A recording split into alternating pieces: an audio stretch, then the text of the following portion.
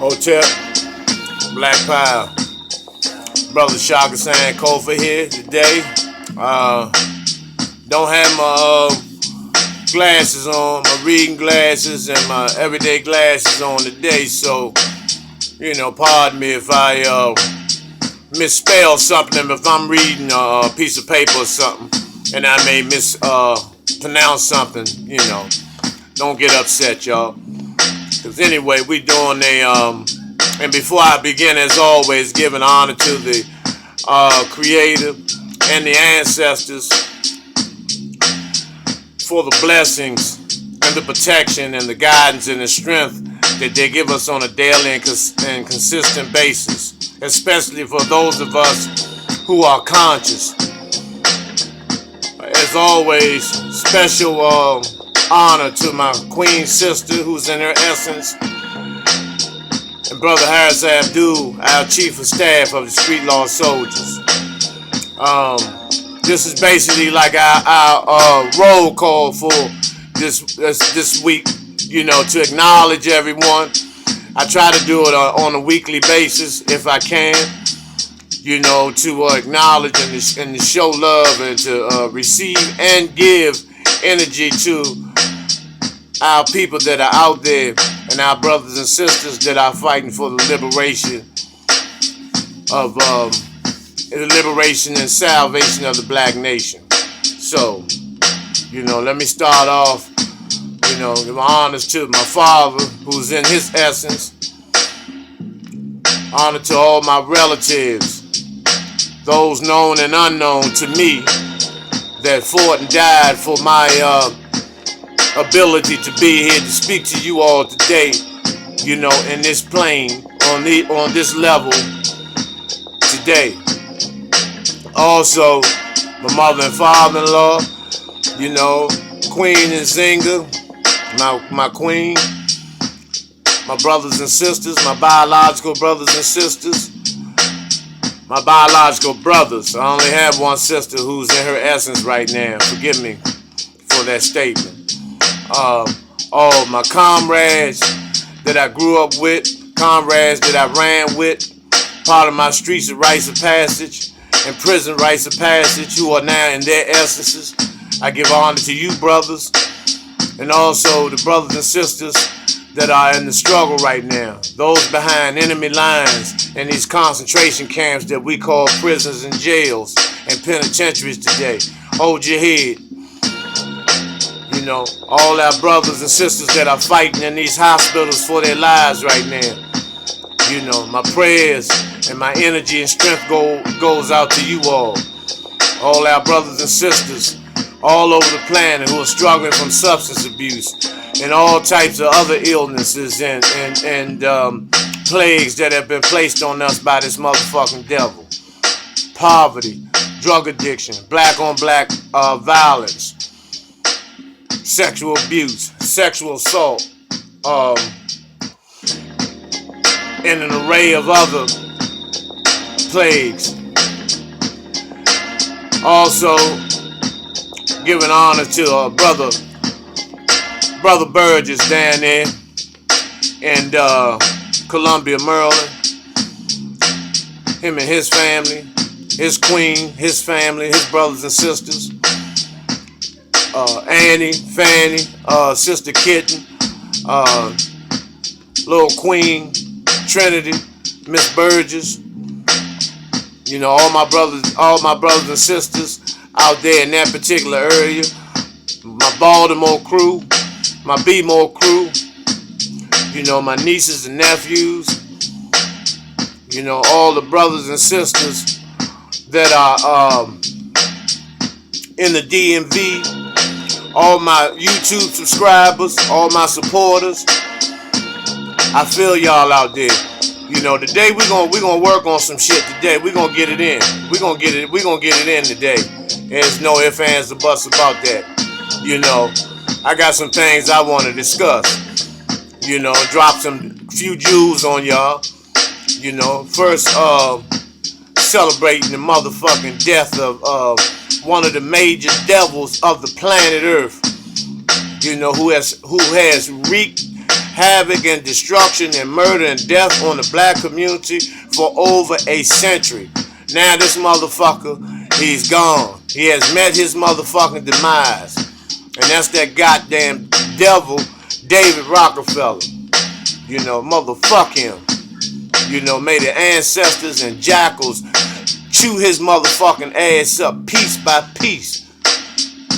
This motherfucker, and for those who don't know anything about this bastard, if you ever heard of Illuminati, the Trilateral Commission, the Council on Foreign Relations, the Bilderberg Group, Planned Parenthood, population control, ethnic cleansing, the Eugenics program, you know, which you can find more about the Eugenics program through MAAFA 21, Black Genocide DVD. And that's who David Rockefeller is, the chief devil, the chief demon of black disaster for over a century. Motherfucker died yesterday. He was 101 years old. You know, after 6 motherfucking heart transplants. 4 hearts were from melanated, from black people. As much as he hated blacks, we gave him 4 motherfucking extra rounds to live. You know, and that's his way of appreciating us by eliminating us, trying to eliminate us off the motherfucking planet. You know, he's a goddamn devil. You know, motherfuck him. And you'll find out the people, the black toms who support him, the niggas, because there's gonna be niggas that's gonna support him. You know, and Fox News is gonna, you know, they're gonna give a special on that bastard. The bloodline, Rockefeller bloodline is poison.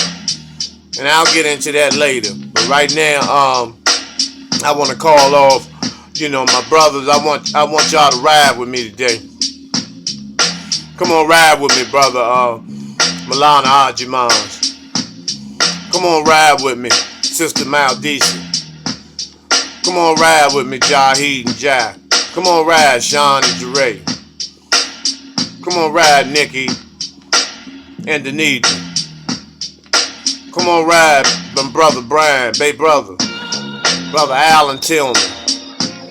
Courtney Tillman. Come on, ride with me. My mother Edith Tillman. Come on, ride. This is a day of rejoicing. You know, even though we may not be where we want to be mentally, physically, emotionally, and spiritually, but we're still here. We're still here. So we can ride today because we have the pleasure, you know, and the privilege of riding today. So let's ride. Let's take advantage of this. You know, street law soldiers, come on, ride. Today is little Queen Zuri's first year on the planet. You know, we want to give that melanated queen, you know, all honors and celebrate, you know, her day here. You know, as well as you know, her mother, you know, my sister-in-law, my brother-in-law, my nephews, my nieces, you know. While you have the ability and the privilege to ride today, you know, I'm looking for some riders, you know, straight like that. Yeah, we're gonna get some things in. You know, like I said, I got some things I'm gonna discuss. You know, other than that bastard Rockefeller, we're gonna talk about some other things.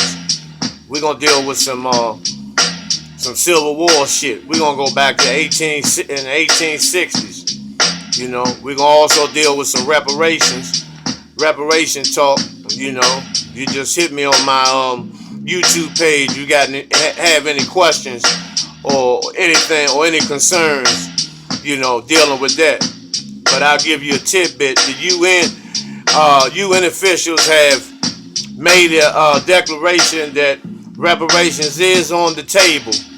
They're talking $41 trillion to make it happen. So, you know, this is a long time coming. You know, hopefully we'll see it in this lifetime. You know, but nevertheless, you know, it's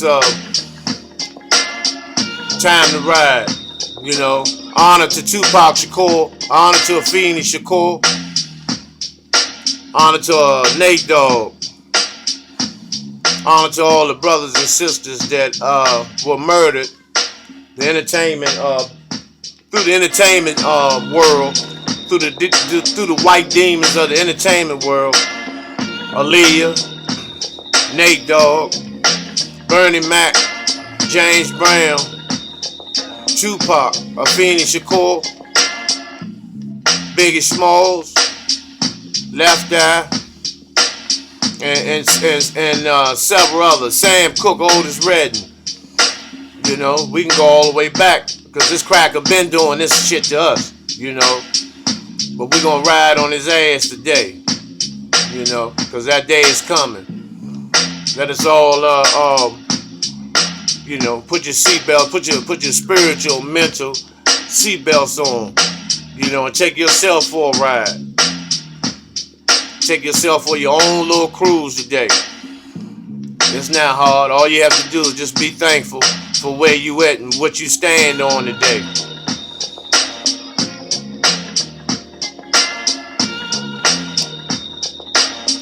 Let that marinate in y'all for a minute so you can ride and get your mind together because we getting ready to go into some serious shit today. So get your mind, get yourself mentally prepared.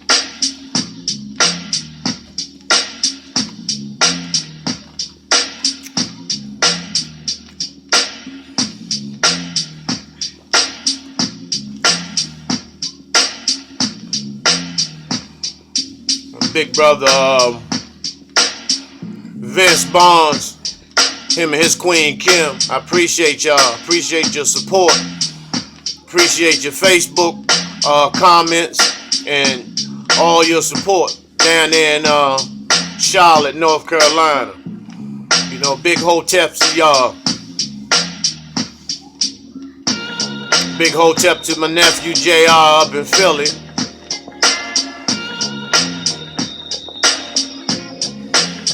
Big hotep to my brother-in-law Roland over there at the Library of Congress.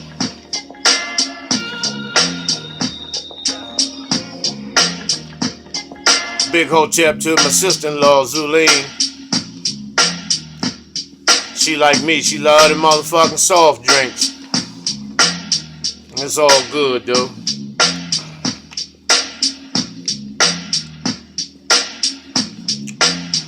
I got a taste for something like an egg roll. You know, I love them motherfucking egg rolls. You know, the cabbage, you know. It ain't all that, you know, it ain't the best nutritional thing to eat, but that's just something I like. It's a good snack. It's a good meantime in between time meal.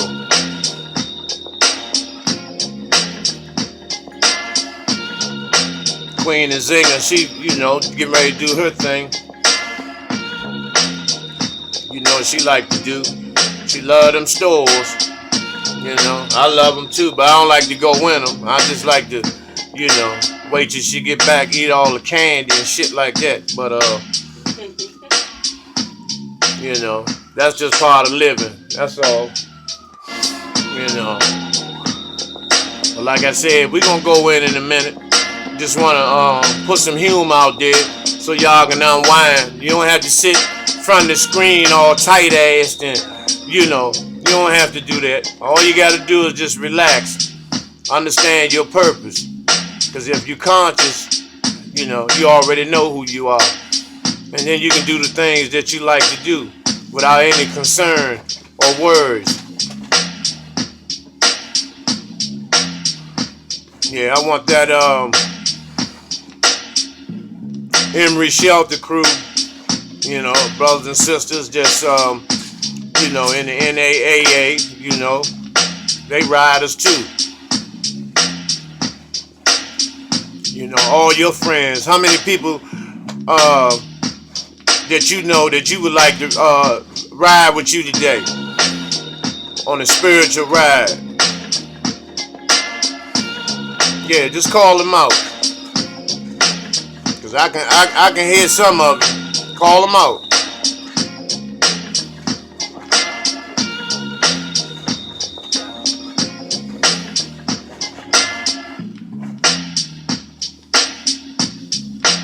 Also, I want to talk about, and I don't want to keep beating the dead horse on the movie Get Out and Moonlight, because my only recommendation is just that you watch it yourself so you can come up with your own analysis of it. Besides, keep getting different opinions and different other people's analysis of it, Have your own personal experience with your own set of eyes so you can have your own analysis. Because there's no right and wrong to what you see with your eyes. But when you basing it off someone else's experiences, then you become judgmental. So I suggest that you have your own experience with that. I'm also going to talk about these cop killings that's been taking place. You're going to be surprised with the information I'm going to drop on you about that. That's coming in a minute. So just sit tight. We're going to ride. Just want you to ride. Just want you to get your mental and get your spiritual frequencies on point. Because I know the music is touching your chakras, your mid to your lower chakras. Especially when you're dealing with E flat notes. A flats and E flat notes. I know a little bit about music. Get your frequency, get you on a high frequency. Function on that high goddess frequency. So you'll be able to feel and you'll be able to see, what you're supposed to see, what you've been designed by the Creator to see. So we'll be getting down in a minute. Just brace yourself. Any comments that you may have, any suggestions, anything that you may want me to do, anything you may want me to say or change, just drop it on my YouTube page or my Facebook page. I'm always open for I'm always willing to open for suggestions, and there's always room for improvement. Because I want to be effective as I possibly can, to my following. I'm not gonna call you my fans, my family, because we doing this together as a unit. There's no big eyes and little U's, on Shaka's ride. We're all the same. We're all riders, All I want you to do is understand who your motherfucking real enemy is, and keep your God frequency on 1,000. Keep it gutter, keep it gangster. And when I say gutter and gangster, it doesn't mean in no violent way. I'm talking about being a straight up rider, non-compromiser, unapologetically African, unapologetically a warrior, or goddess, or God. It doesn't require no explanations on why you are the original motherfucking man and woman. That everybody comes from the black woman. All colors come from black, but all colors can't make black. Until you know that, not just believe it, not just hear it. Until you know that, then you're gonna know you. And then when you look in the mirror, you're gonna see, a totally different energy. And then you won't have to dress up all that pain. You won't have to coat all that anger, all that frustration, all that self-hate. Because you done came into your own. You done discovered, you done came into your own greatness. The greatness of you. You are the best person you know. You are the person you can trust the most is yourself. You are your worst enemy, and you also are your best friend. Because only you can let you down. So we gotta learn to keep those things up in front of us as we move and groove and as we march to our liberation and salvation. You know, I'm gonna give you just a few more, moments, to let the ride music marinate.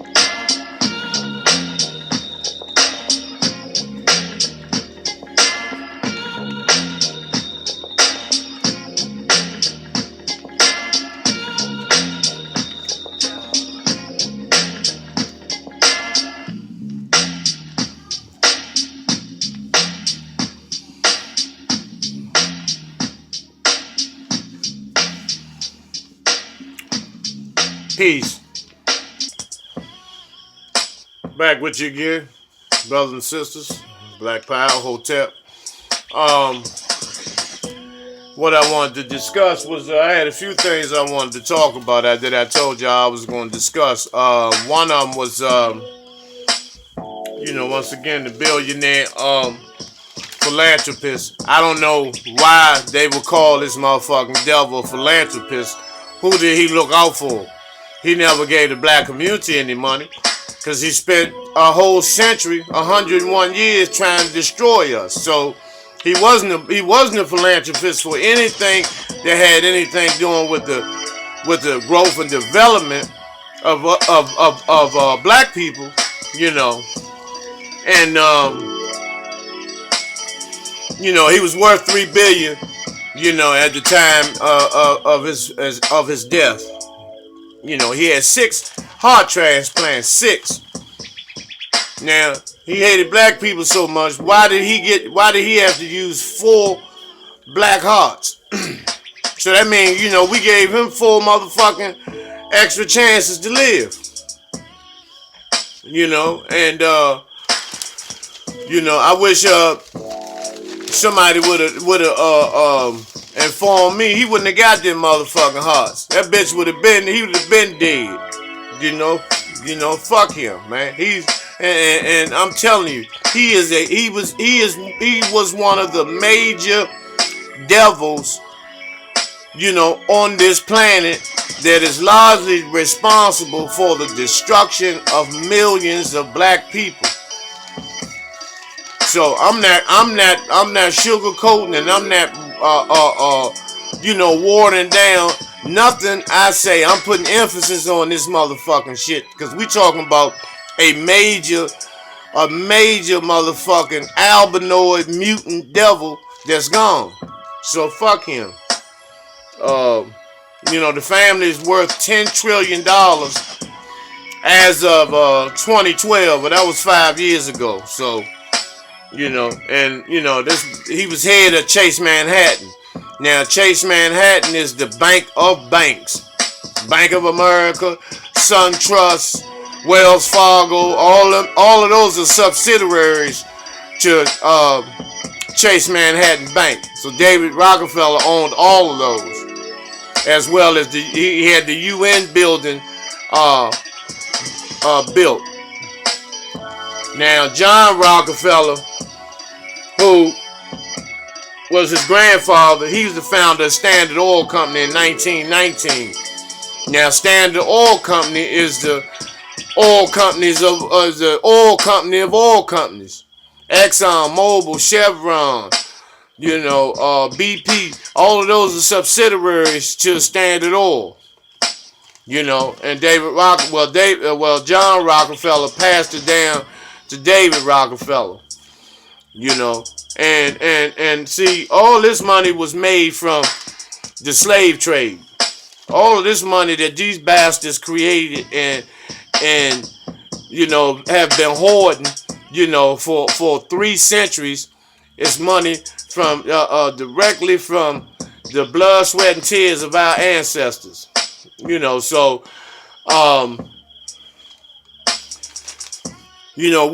rightfully we should rightfully have access to that to that motherfucking money. Because that money belongs to our ancestors.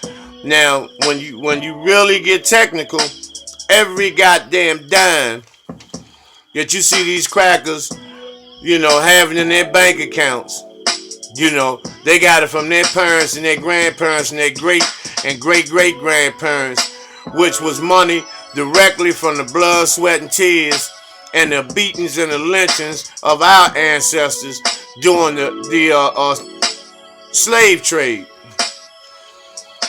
So when you see a cracker at the stoplight in the motherfucking zip car or whatever, you know, that motherfucker is the money he has is our money. Because this is our land. See, a lot of you niggas don't know that, you know, we were the ancient Africans were here before anybody. And I'm not talking about no motherfucking Indians. You talking about those that's later on after they've been raped and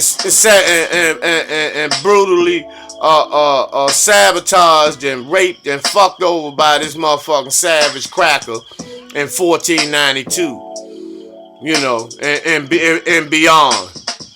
You know, not them Indians you see now that own those casinos. Those are not the real Indians. Those are just some motherfucking crackers that wear feathers and shit.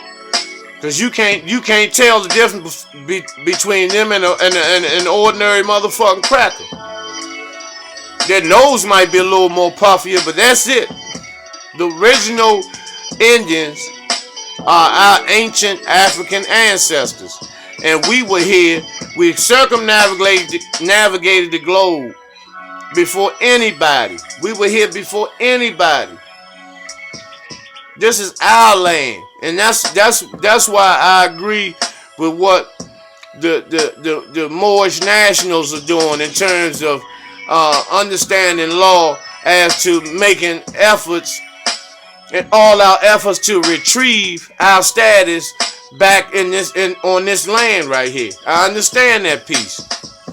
However, you know, the cracker don't understand nothing but war.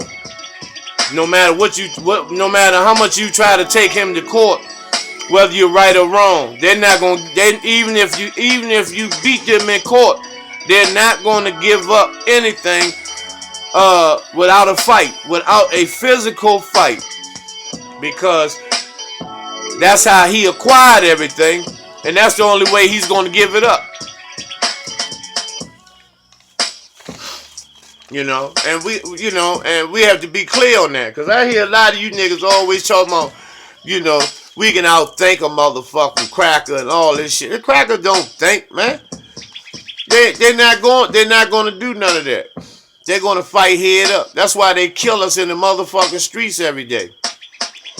And that shit will continue as long as we keep on depending on his motherfucking courts and his laws to bring justice to the motherfucking devils. We're not gonna never get anywhere. The only way they'll stop killing us in the street is we start killing them in the street. You know, it's real simple. And if you're scared, it's okay to say you're scared, but don't say that it's another way to do it, because we've tried every other way. The marching, the speeches, we tried everything except fighting this motherfucker head up. And once again, if you scared, don't pass that energy of fear to the other brothers and sisters. Keep this shit to yourself. If you scared, just fall the fuck back. You know, Donald Trump, you know, once again, you niggas are hoping and praying that this motherfucker will have some type of compassion towards niggas. That's not gonna happen, man. That's like going into hoping that a hooded robe Klansman will have a change of heart about hating niggas. He's doing what he's supposed to do. He's a white supremacist. A white supremacist is supposed to uphold white supremacy. He's not doing nothing wrong. It's you niggas that are trying to kiss his ass and lick his motherfucking balls and all that. Niggas like Steve Harvey, you coon motherfucking niggas. They call yourself, representing the black community. You don't represent us, motherfucker. You ain't nothing but a goddamn coon, man. Then, you wrote a book on motherfucking how to date, bitch. You done been, this your third marriage, and your third wife is your second wife's mistress. She portrayed to be your second wife's best friend and all that shit, and the whole time y'all was fucking right under that girl, right under that woman's nose. And then you gonna write a book on how to date. You can make a bestseller on how to coon or how to fuck people over. Those would be bestsellers, cause that'll be honest. Honesty coming from your motherfucker, your horse mouth ass. Then you up there in Trump Plaza standing in the lobby with Donald Trump, looking like fucking Mr. Ed, looking 14 karat dumb, knowing Trump wasn't using you nothing for using you niggas for a photo op. That's all you niggas were. He's not gonna do nothing for y'all. He's not supposed to. And he's gonna build that wall as well. That's the one thing he's gonna get done. And see, and you Spanish motherfuckers, y'all thought that the white man loved you motherfuckers. And what did you do to us? You shitted on the black, you shitted on niggas. Now Trump ready to send you back. Now you want us to hold hands and link arms and help you motherfuckers out. And this is a message to my people. Let them handle their own motherfucking business. Fuck them motherfuckers. Cause that's how them Spanish motherfuckers is. They nasty, and when they get what they want, they don't give a fuck about nobody else. And that's just what they did when they thought the cracker was on their side.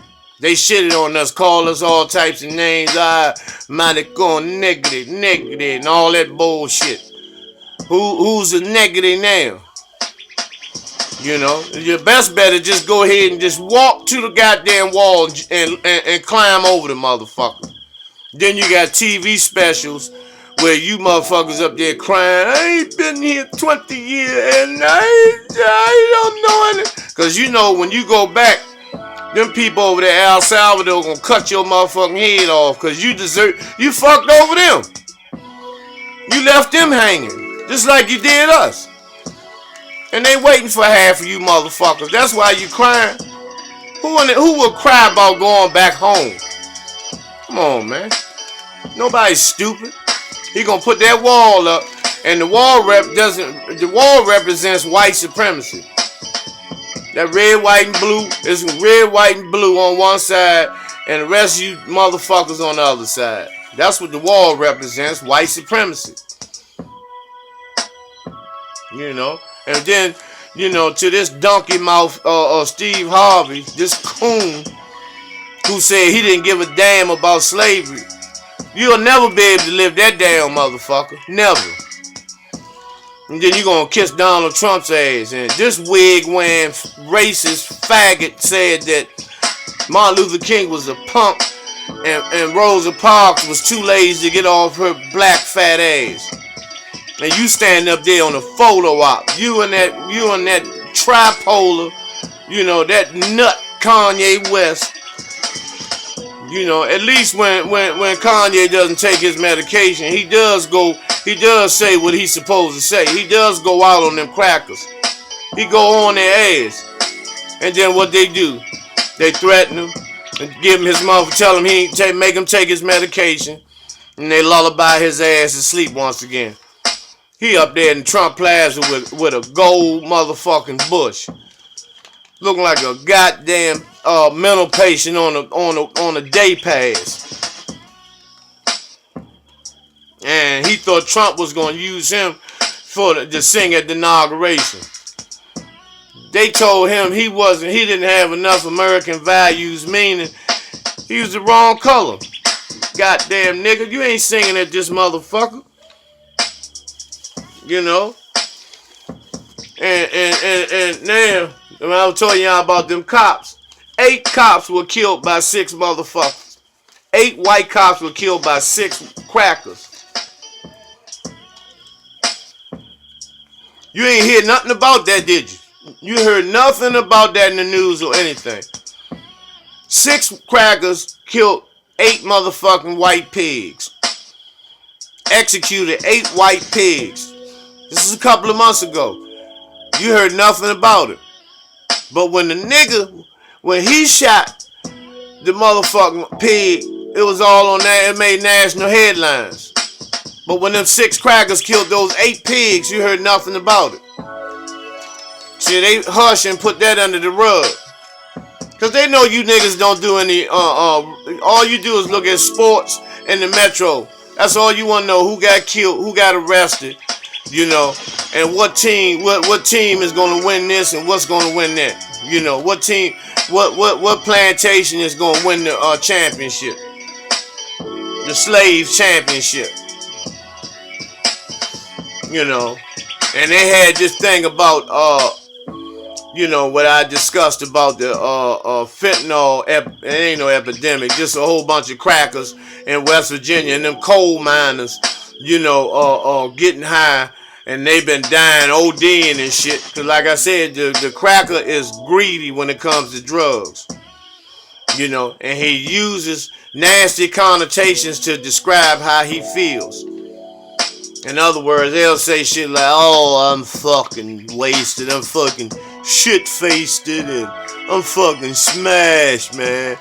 My ass is just busted, dude. You know, all that type of bullshit. You know, those filthy connotations to describe how they're feeling. And see, by them having a calcified pineal gland, it takes more, they have to do more drugs in order to feel it. By us having a concentrated pineal gland, our pineal gland is active.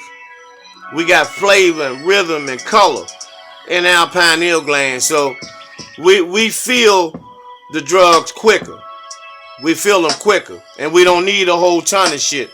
Because if you notice, anybody know anything about the drug subculture, when the crackers come through, they spend hundreds and hundreds of dollars. Opposed to us spending a couple of dollars. And their hundreds and hundreds of dollars that they spend to our couple of dollars, we still come out with the same euphoric feeling.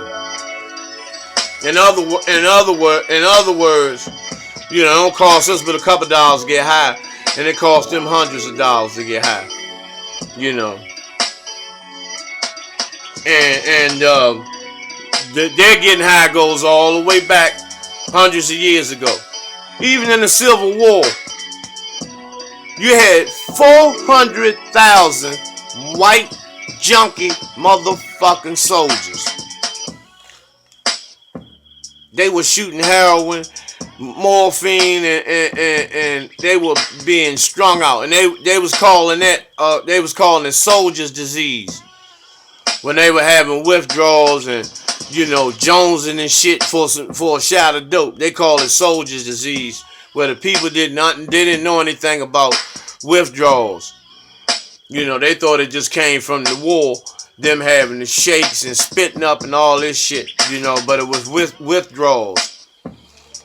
And, you know, and the dope was so plentiful, the doctors, most of the soldiers made sure a medic was around, because most of the medics kept a ball of motherfucking heroin and morphine.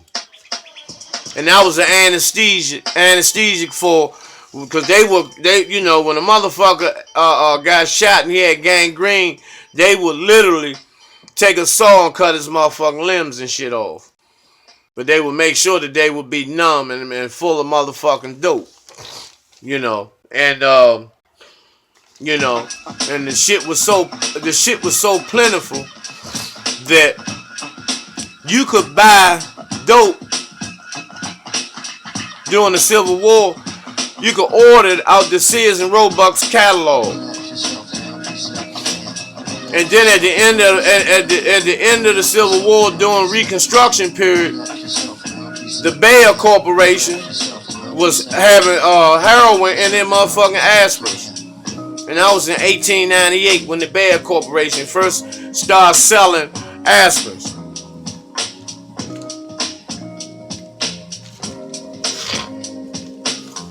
Reparations. They talked about it take 14 to 41 trillion dollars to effectively compensate all the descendants of slaves here in the United States. My personal opinion, I don't care what it is, pay us. Pay us. Everyone else gets paid. Even Obama pays Israel $3.5 billion motherfucking dollars a year. The so-called white imposter Jews for the Holocaust, you know, they still get billions of dollars. Even though the Holocaust didn't even happen in the United States. Shit happened in Germany with Hitler. Hitler and them was over in Germany, you know, cooking them motherfuckers in the ovens and shit like they was motherfucking cornbread. And, you know, and my thing is, you know, I believe that it should be some type of orientation where our people should be kind of briefed on, you know, or make some type of an agreement that they're going to contribute a portion of their compensations towards economic escrow for the black community, so we can rebuild, you know, the black community. The black community can rebuild itself once again. Because if not, you motherfuckers, some of you niggas are going by, because this what the cracker do. He'll have reparation Nikes, reparation motherfucking PlayStation, you know, the Helly Hansen reparation jacket, probably a Helly Hansen jacket with some goddamn shackles printed on the back of the jacket, you know, they'll have a motherfucking Range Rover, you know, reparations edition, you know, goddamn seats that have, you know, ropes, chains and shit printed in the goddamn seats, you know, Timberland reparation edition. They already got the tree on the side. All they got to do is put the fucking rope under the tree. You know, because the reason why we won't be effective and doing what we need to do economically, because black people, we stay too high and we're too overweight and we're too fucking fat. We're too fat and we stay too high to do any motherfucking thing. You know. Excuse me, 1 second. Yeah, so, you know, that's why it's important for us to be, you know, properly educated before we are to have a lump sum of money into our hands. Now, don't get me wrong; it's rightfully due to us, you know. But you have to understand, you have a lot of brothers and sisters that never had any amount of money over $100. So you talking 30, 40,000, you know, or better, maybe 100,000 apiece. You know, you're gonna have a lot of, people dying, and then as always, you're gonna have somebody that's not satisfied with just theirs. They're gonna try to take yours and the next motherfuckers. You know, and that's why I say it should be some type of economic escrow that is mandatory for us to, you know, give a portion of our reparations to, you know, so we can rebuild communities again, you know, and that will create hundreds and hundreds of thousands, almost in the millions in terms of jobs, in terms of building, you know, construction, you know, cashiers, you know, trash men, trash collectors, you know, all types of jobs, bank tellers, you know, supermarket cashiers, you know, security guards, you know, our own police, town police. You know, with that amount of money, we'll be able to restore the black community where It wouldn't matter who's in office. They won't be able to do anything to us, to harm us, to the point where we're assed out like we always are. We're always being, given all these promises from these candidates, and then once they're in office, nigga, what? And it's been like that forever. So that's my piece on that.